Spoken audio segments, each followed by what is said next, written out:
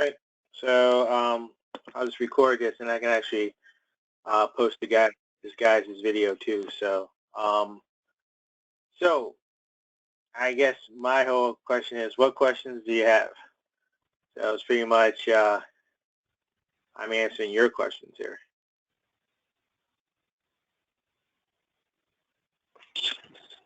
So how do we go about box modeling for the first assignment, like modeling the scene and everything? Okay.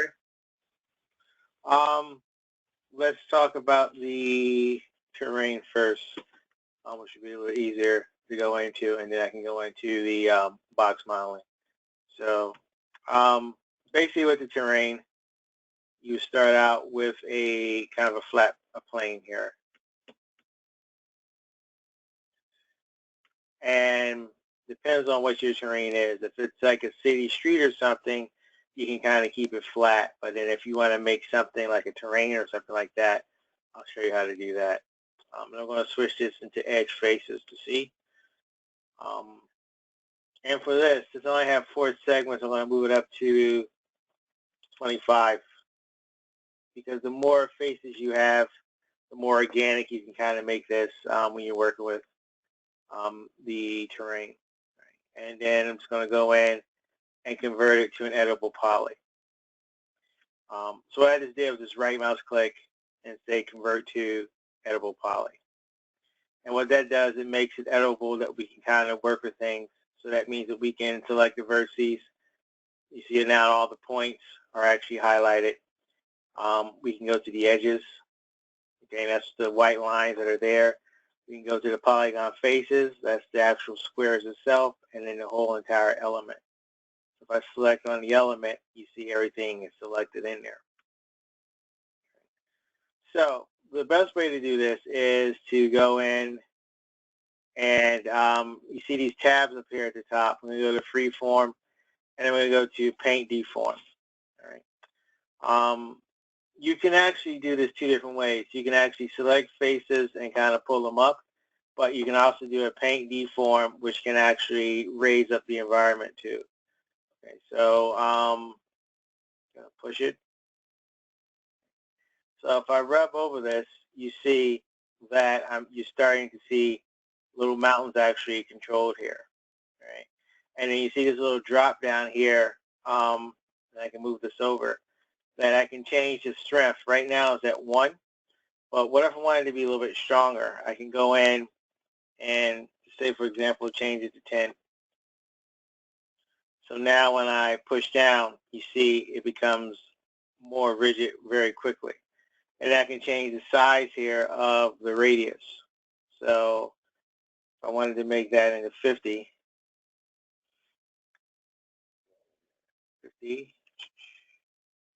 you see the circle's gotten bigger. So now I can go in and kind of make those kind of environment shapes here. Again, it all depends on what you really wanted to create. This is just like a landscape you can kind of work with.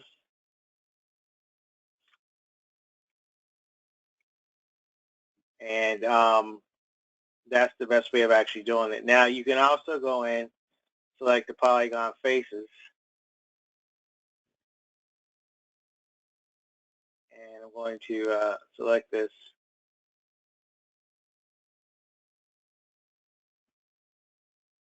And if I hold down my control key, I can select more than one, and I can just kind of raise these up. All right. So if you want something detailed, like a mountainscape or a cliff or something like that, you can do it that way, or you can kind of use these freeform paint tools up at the top. Okay. Other than that, to just do box modeling in general, I'm going to go in and make a box. And I'm going to zoom in here so we can see this. And move it up.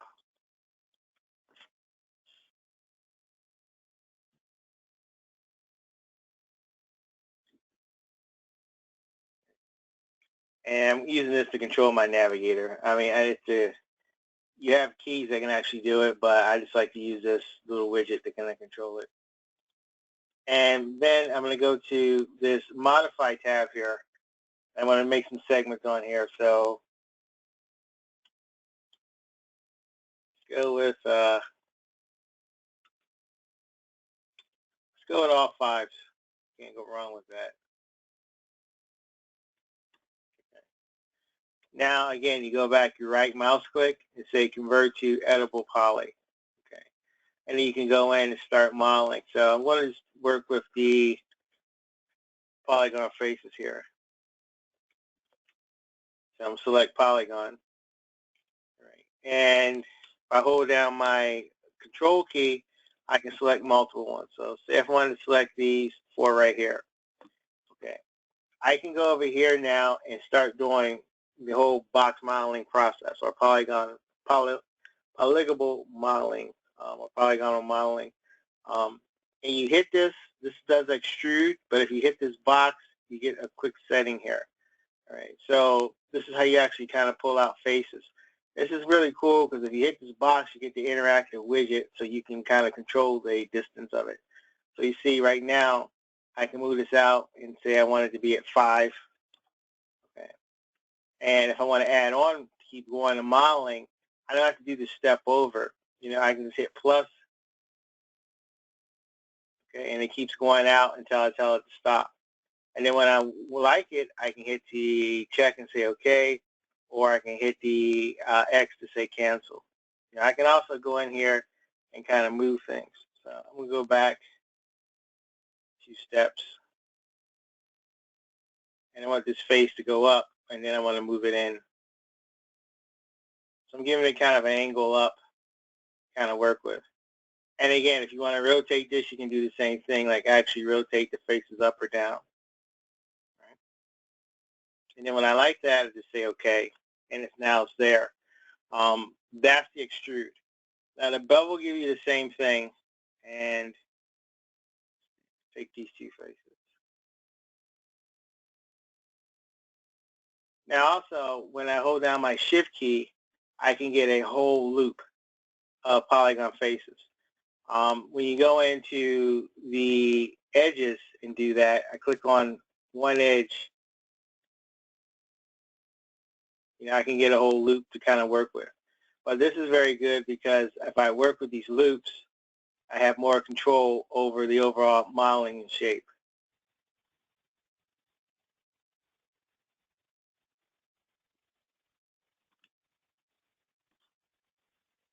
There you go. Just want the loop. Questions so far? You guys are kind of quiet, so. Oh, I had mine on mute. I have like 15 kids here. No, that makes more sense now to me. Okay. Let me show you the beveling here. I'm going to hit the button next to bevel. All right. You see now the bevel does something different. It's the same thing as the extrude, but you see it kind of tapers it in. So this top part here is how the height is, how you want to span it out. So by default it's at 10, so I can move it back in, say it right there.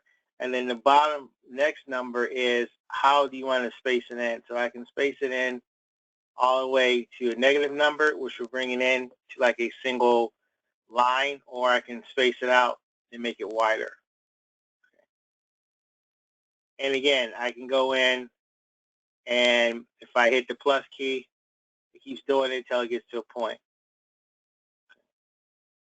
And then I say, oh, hit the check, and it's right there. So that's pretty much the kind of the ins and out of the polygon modeling here. Again, it's just what you want to make. I mean, you just have to practice with it. When you're working with it, it's not something that's kind of concrete. You got to have an idea of what you want to model. And I think, excuse me, that's why we have you kind of sketch it out first. You got to get a rough idea of what direction you're going to. You don't have to be the best artist to have to learn how to model. You know, just be able to put your concepts on paper. that you understand what you need to kind of stretch out and work with. You don't really need any bridging or anything like that because this is, again, you're starting with game modeling, so it's going to be kind of low poly kind of a modeling here. And I'm going to show you that in a minute, how to work with the LODs, which is the levels of detail. Okay. So there's two ways of actually doing that. You can either start off small and add in polygons, or you can kind of reduce this. So I'm in my modifier, and I'm going to go to my modifier stack. Okay. And if I can find my reduce here.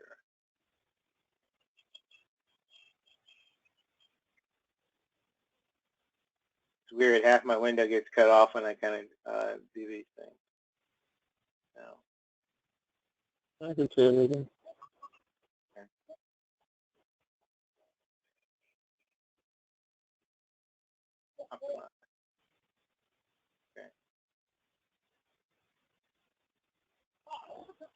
This is it. When I go into the modifier and optimize, it's asking me for a level of detail.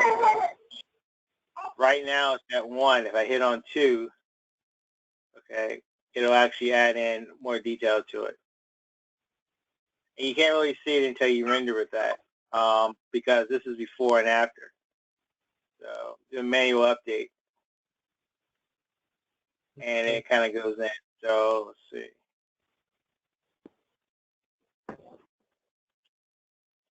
It's not doing too much with that to work with. But that's how you actually kind of increase your optimization. Now, the reverse of that is, say if you want to make this more organic, you would go use a turbo smooth. So say if this was your mid-quality or mid-level, you would go do a turbo smooth. That would actually make it more. Okay, so now you see, now we're at a high level because it looks a little bit more organic. It's more rounded in the areas here. So you can even do an LED from this. So I'm going to go in and want to do a copy of this. I'll make a copy.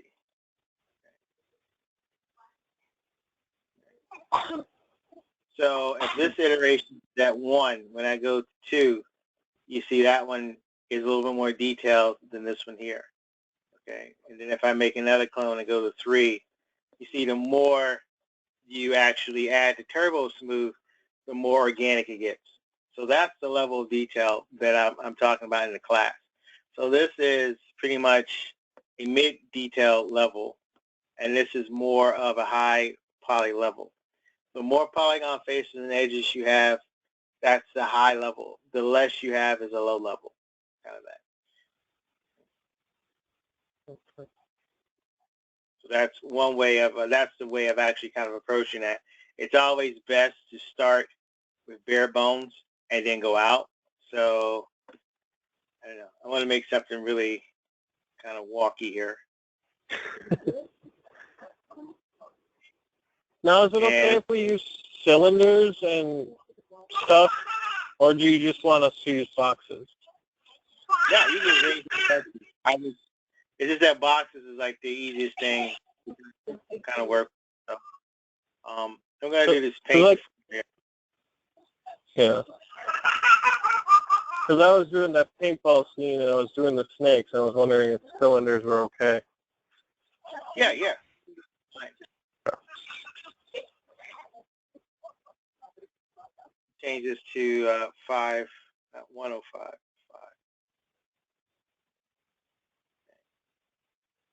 So go in, and I'm just going to make some type of shape here. So this is the actual low poly shape that I'm going to make. Now I can go in and add in, I can make some iterations here. So what I'm going to do is put on the Turbo Smooth before. Okay. So, and then I'm going to clone this. So I'm going to go in and just say clone. I just want to make a copy. And go back in and clone it again and make another copy. Okay. So here's your 3 LODs here. So let's go back to the first one.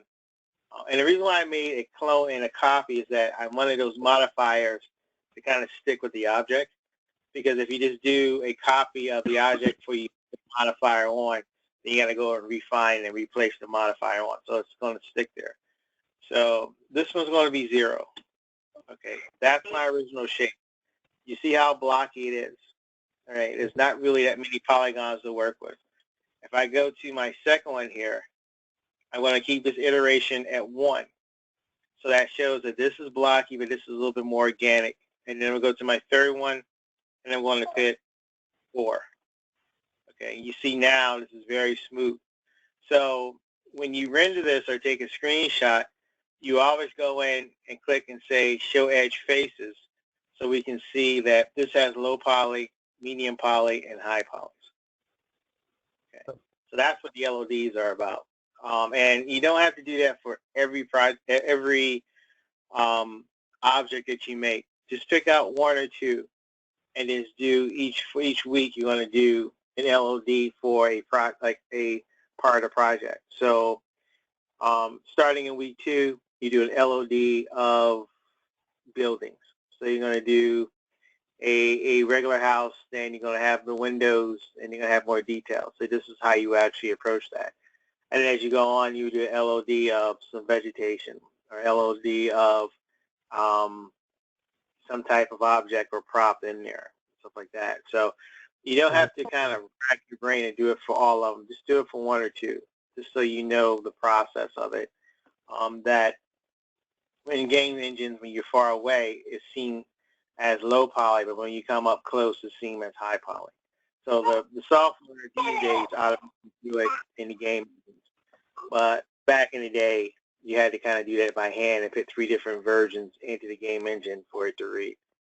So I think you guys are kind of better off than the Fred Flintstone days. I had to actually do this and kind of make a lot of copies to kind of do it. So, I mean, we really had to kind of work and kind of sweat at it. Oh, I bet.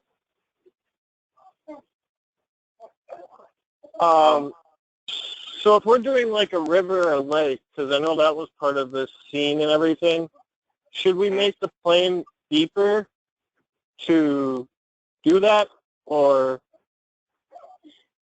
Yeah, because what you can do is, okay, see right here, we have this selected. If I go in, I can go and say push, or I can say pull. So if I hit down my Alt key, it'll actually pull. So what I can do is make a hole here that would be water in that area, and then I can play a plane on top of it. So, so I can go here, and that would be water on top. Oh, that's cool that it's next to that level.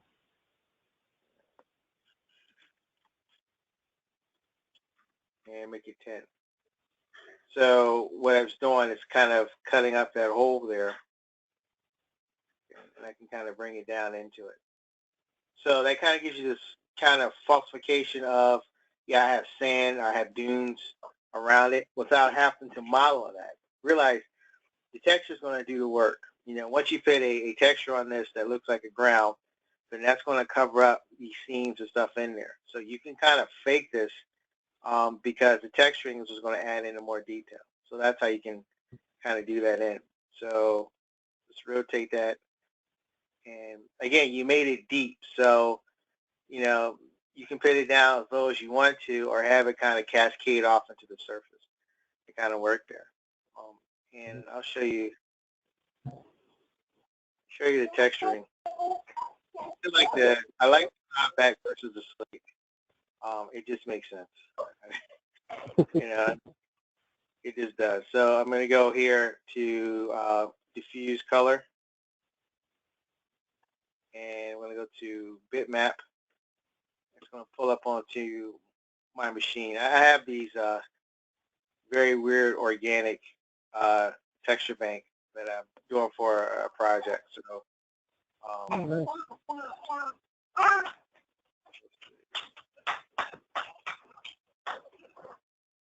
I have some different type of rocks and stuff here, so let's use that one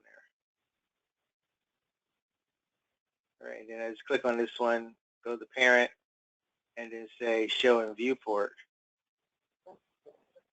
Drag this onto it. So now it looks like it's rocks there. So now I can go in and kind of tile this to make it work.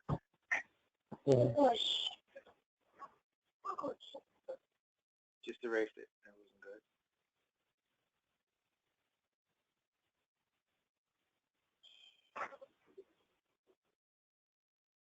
Extended parameter. So I can go and kind of tile this to make it work in.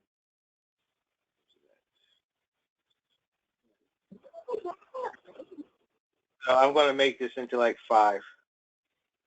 It kind of works in a little bit better. You know, you gotta make sure you actually need to actually do it too. And then I can go in and do this the same thing. Go up to parent and then go down to my bump map and displacement to actually do the same thing. Now, it's always good to use both because the bump map brings the texture up, but the displacement actually makes it bumpy. So let's go back in and hopefully I remember that. Yep, that one there. All right. So that's into the bump map right there. And I can go up. And you want to also tile that too. So the material. Okay, make sure that the bump is automatically tiled also. And then I can go in and raise this up. So right now it's at 30. I'm going to bring it up to like 60.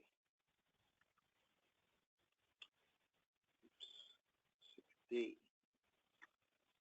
Okay. And I can do that with the displacement too. So I can go in, bring that in. And the displacement is going to actually deform the polygon mesh, which is kind of interesting to see. So when I render it out,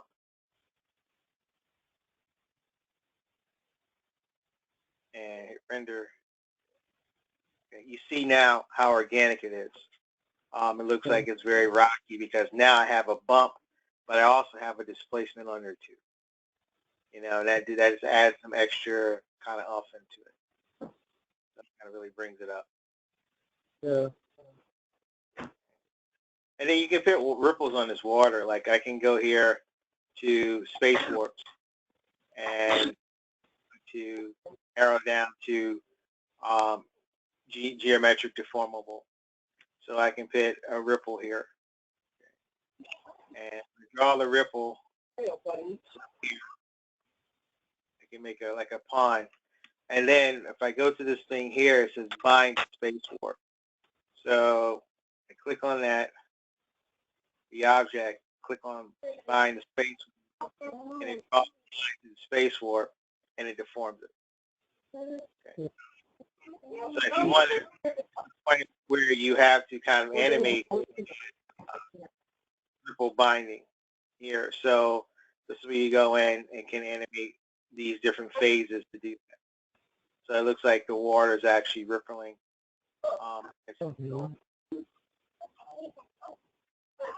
All these tools I never knew they were there. What did you say? I said all these tools that I never knew that were there. See, if I move this over here, you see I can kind of put this in the middle to kind of make it work. So now I can go in and control the wavelength, bringing it back and forth. So if I go to my key filters at the bottom, one keyframe, I'm going to open this up, and it's best not to say all. It's best to say choose all these positions, okay? Because this is a custom attribute because it's a space warp. If you need a texture, that is a custom attribute with materials. And this is a modifier. So we did some type of bend or twist we had to have those checked. So it's always good to go down and check all of these because the all button doesn't work. It works on the surface, but you got other in routes to actually work with. So I can go in and set key and then hit a keyframe. And once you see those little red brackets around things, it's ready to be animated. So I can go in and go to frame 100 and change the take it down to 2.5, hit a keyframe. All right, so now when I play this back, you know, we should see the water kind of animating there. And there you go. It's something simple. I mean, you can always go in here, like the time configurations, and add in more time. I just did it onto the timeline, but, you know, you see, if you did it longer, it would have came out a lot smoother for that. But that's when he's saying, okay, animate an effect within your game environment. Something like water or like a leaf blowing or something like that, what that would be. That's cool.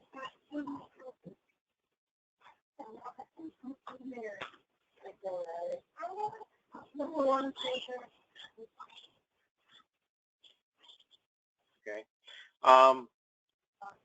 Turn this. Now, I think, Amy, you had a question about how to animate with the camera in. And that's what I'm going to show you how to do next. So I'm going to switch this back into views. And this one's going to be my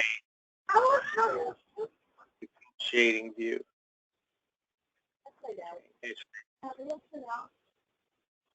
And I'm going to go in here and I'm going to make a camera. So I'm going to go to right here. Now, there's two types of cameras you can use here. You can use a free camera or a target camera. The physical camera is a combination of both, but it's more, you know how to work with lens apertures on actual cameras, so it kind of confuses you. For something like a simple kind of fly-through, right, I'm going to go to use my target camera. So I'm going to go here. Here's my camera where it's pointed to.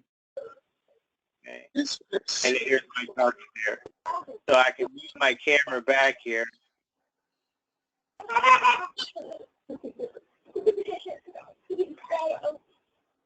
So I can see it, and then I'll move my target to center where I want my camera to actually be shown at. Now what I can do is I have my camera straight, I can change one of these views to look into the camera. There it is, camera 1. So now we're looking into the camera here. And if you ever lose anything here, you can go over here on camera target. If I move the target around, you see the camera is actually moving around too. Okay. So what I'm going to do now is just kind of keyframe this camera here. So go back to set key, and I'm going to keyframe. And then I'm going to go to frame 100. And I can control this into the viewport. I'm going to control the camera. So since it has a target, I don't have to rotate. I just have to move it and position it. And it'll automatically rotate because to actually follow the target wherever it goes. Okay, and I can zoom in, bring it down. Okay. I can rotate this around. So you can really set this wherever you want to until you hit the keyframe. When I'm ready, I just hit my keyframe, and then so now when I play this back, this is where the camera started, and this is where I actually play. That's what you're doing with for week 1. When I'm asking to give me a survey of the environment, pretty much you just take a target camera to kind of do that and kind of freeform it. Now, there are ways you can actually use paths to actually do it and then link the paths to that. But, again, we're not doing any like first-person perspective or third-person perspective. We're getting a survey of it. So just a target and to play around with the camera, showcase parts in the environment, and give yourself enough time on the time kind of work with. Doesn't matter what it has to be for week 1 assignment 2. I think, wait, hang on. Yeah, week 1, actually my bad. Week 1 assignment 3. No, it's just like whatever you're modeling, just do something like this. Because we're, you know, as we go along, you'll probably go in and kind of add in more keyframes, kind of showcase buildings or cars and stuff like that. But this is an example of environment. There's really no textures or anything on it. It's showing you what the environment is actually going to look like. Okay. One more question. I know the last time I had this class, I was having issues with the window for week 2. I think it was assignment 1. It's either assignment 1 or assignment 2. I'm not really sure. I have it listed here as assignment 1, but the last time I was trying to attempt the window, it was only giving me a 1 click, not the 2 or 3, however many you said it was. It was just giving me a 1 click, and that was it. And it would not extend out. Which one were you trying to do? That was when we had to do add the buildings and windows and I think doors as well. No, I mean, what type of window were you trying? Was you trying to do an awning, a fix? What type of window were trying to work with? I was trying to work with a sliding. Okay. All I got to do is hit send.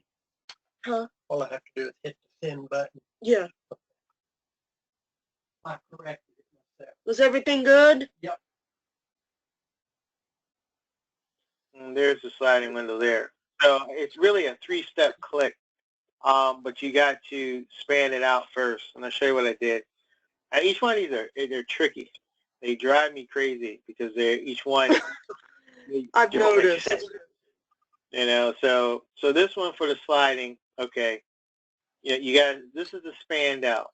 So this is how wide is the window. And then this is how deep the window is going to be. And then the third click is how high the window is going to be. The first one is as far as it goes, because I only got 2 of them, and whenever I try to get a third one for the back side of the building, it would not give me a third click no matter what I did, and I think I was doing everything right. It's been a while since I messed with this. It could have just been max accuracy that day. You know, I mean, and sometimes I do this, my windows are flipped on the side. Sometimes I do it, they flipped upside down. It just happened that it came out right today. So it's just, today was a good day. And now I get it, and it's not even, I don't see it anywhere. It shows right here on the side. Oh, I see it now, but it's like, hang on, let me see if I, just maybe, yeah, it's just giving me 2 click. I think my computer hates me or something. Something hates me. I did another one just a 2 click. Let me make you the presenter, and then you can click on that center, click on the little monitor icon at the top there. Hang on, I'm doing this on my desktop, so that's where everything is really still on my desktop. I'm on my laptop. Oh, okay. Because, like I said, I got a new laptop, which is great. I can work with things, so if my desktop is occupied with something else, I can get up on my desktop here or my laptop, vice versa, and still do my schoolwork. Let me see if I can't. What's that flash drive? Oh my God. Well, why I'll show you. If you ever seen it that it doesn't stand out, you can always go here and adjust your parameters. So I can go in here and make it shorter by just typing in numbers for the height and then the width. So if you make it and it gives you 1 click, that you can actually work with. Right, I'm trying to find a flash drive because I know I have one hanging around here somewhere. I do so much I put things so many places, and I tell myself this is where it's at, then when I want it, I can't find it. That's typical out of me. Actually, it's typical out of this household. Barrettes. I have so many flash keys on my. I can't keep up with anything in here. I mean, I try to rearrange my desk to where it looks proper and nice, and then I start cussing myself out because I can't find anything. Oh, here it is.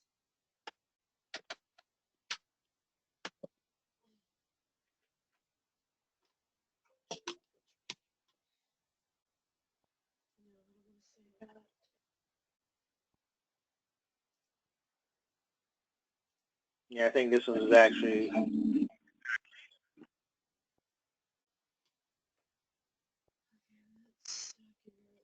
Because he's not showing it even being hung out.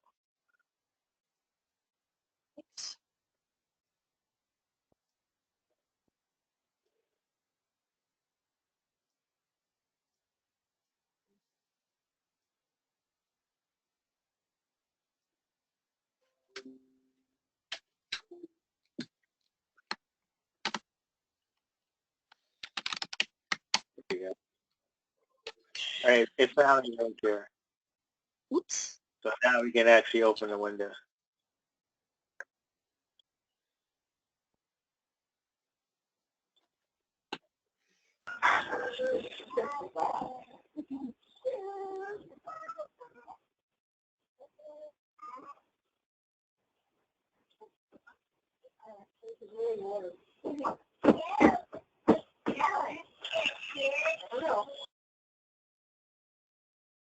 Oh, do you have Max open on your laptop now, or no? I got it on the flash drive. I got the flash drive plugged in, and it's loading up now. Okay. I'll let you present.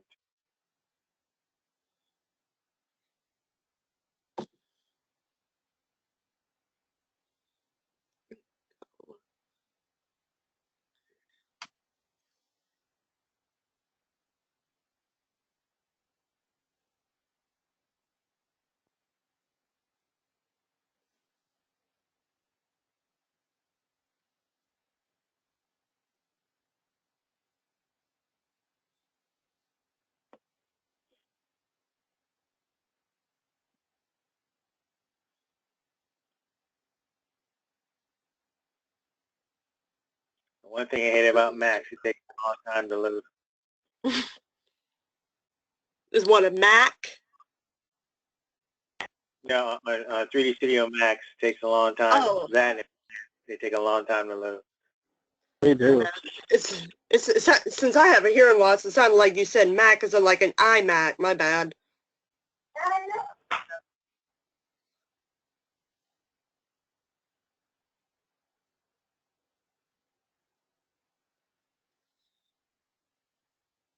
There we go.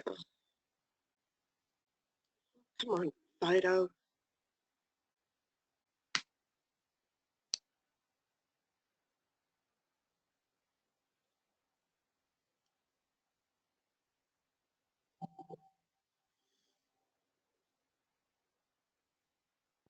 Oh, shoot. Crap. Yeah, I just realized that I had it saved by 3ds Max 2017, not 16. God almighty. Go down to the Windows. Let's just make one.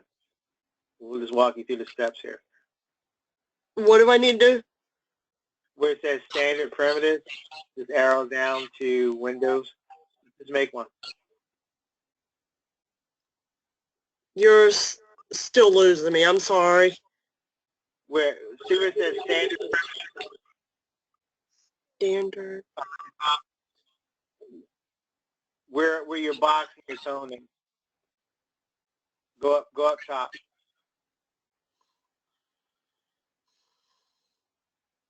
On the other side, go to your screen right, where your tools are.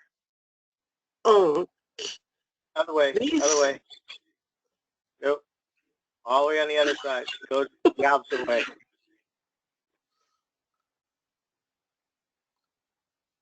Yep, go all the way over to the opposite side. Not this side, but the other side. To the Yeah. right? To the left. All right, I'm far to the left. To the right. Sorry, to the right. All right, see where it says standard primitives down there? Yeah. Okay, click on that and you'll see a drop down. Then go to Windows. Then click on sliding, and then let's go through the steps.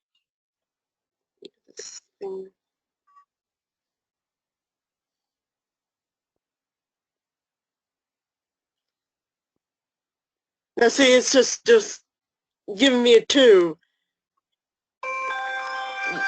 You shut up, phone. I think you're clicking it. I didn't hear you there. I think you're clicking on it twice. Good. First, just drag. Click and drag. Yeah, see, you're doing it. That's what it is. It's doing it twice. Because I just clicked it one time there. And then click it again, and it should go up. Okay.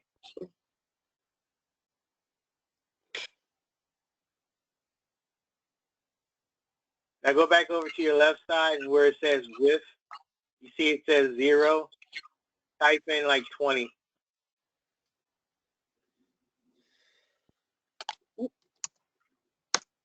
Oh, okay.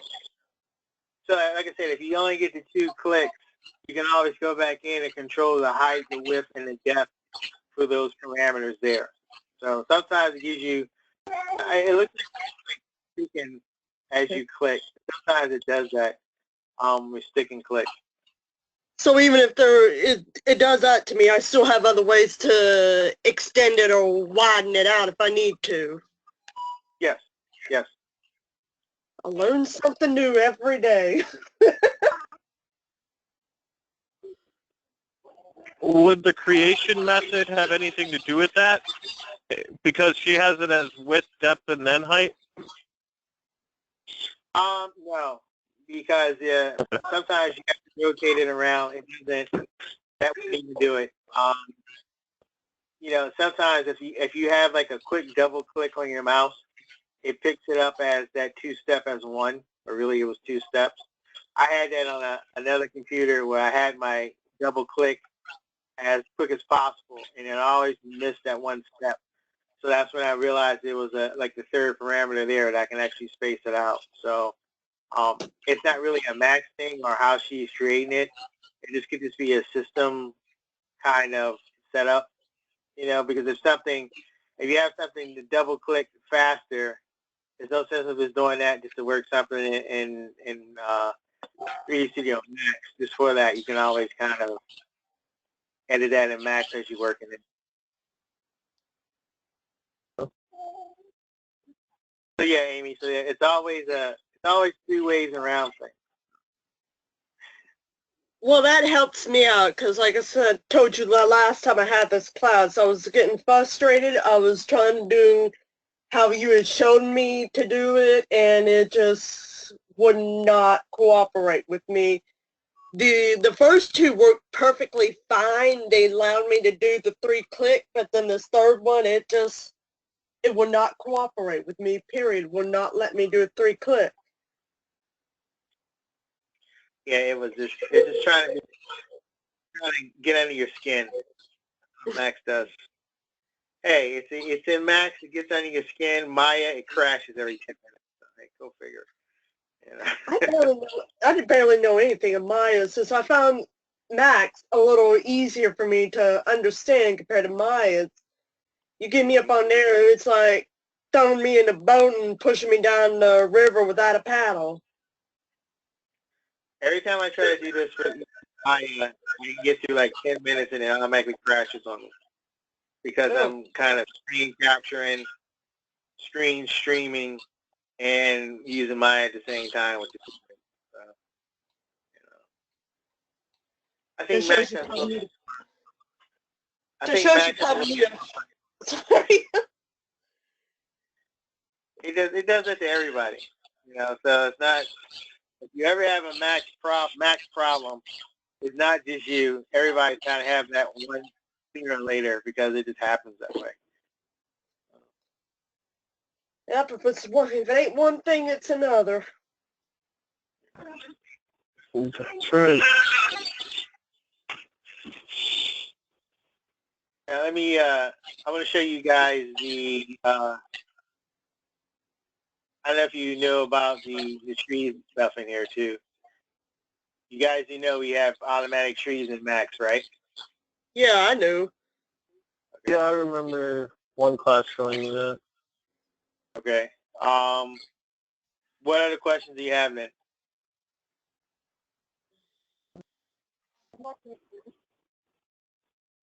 I think that's it. I've learned a lot. There's no doubt about that. I didn't even know until now there was a Windows and the Doors button in there. Yeah, it's a lot. If you click down, there's a lot of stuff here to kind of work with. Like when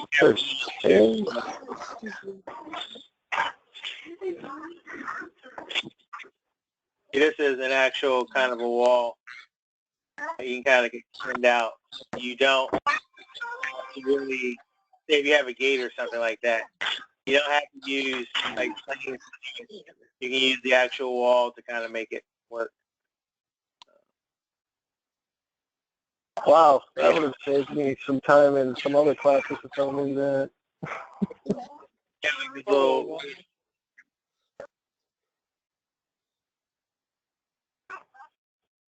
and it says Yeah, we're sheet making the same thing. when you connect it in together, bring it back, you just say remote point, and then you just right mouse click to stop. So now you have an automatic kind of wall that's kind of built there too. Wow. And then that's the same thing for the railing. The railing has the same thing. So you don't have to really model this stuff here. You can kind of make it work. So if you have a path already, you can select that path and you follow.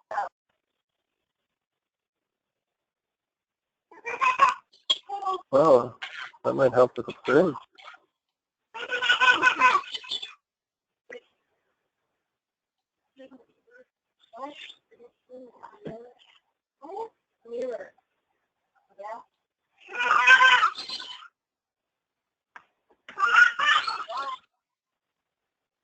This is like the type of fencing you can have.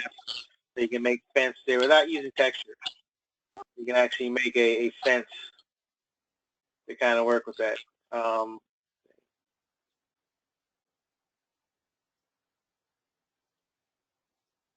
See, if you want a solid fill kind of railing, you can add a solid fill. If you want a fence, you can make a picket fence.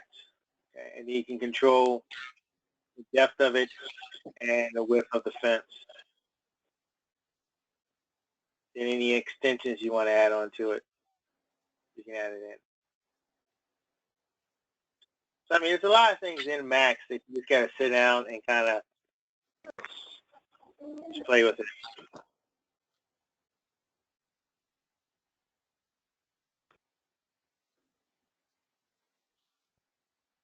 But there's a lot of stuff in here you can kind of build stuff on the spot for that. Okay, yeah.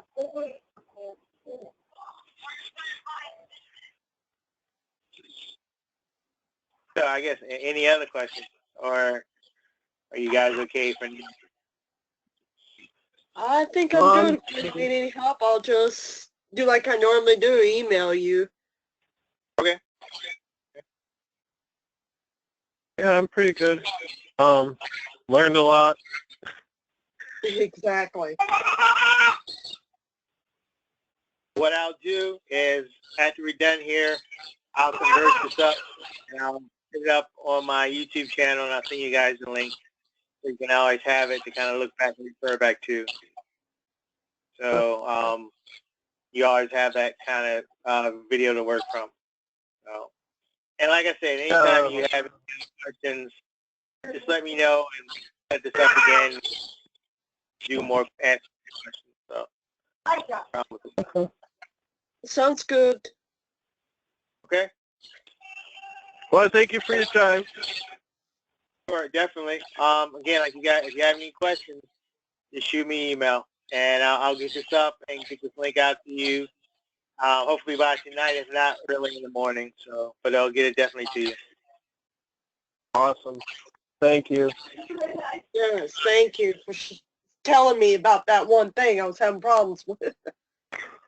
Sure, no problem. Sure. Okay. Thanks for coming, guys. I appreciate it. Yeah, have a good one.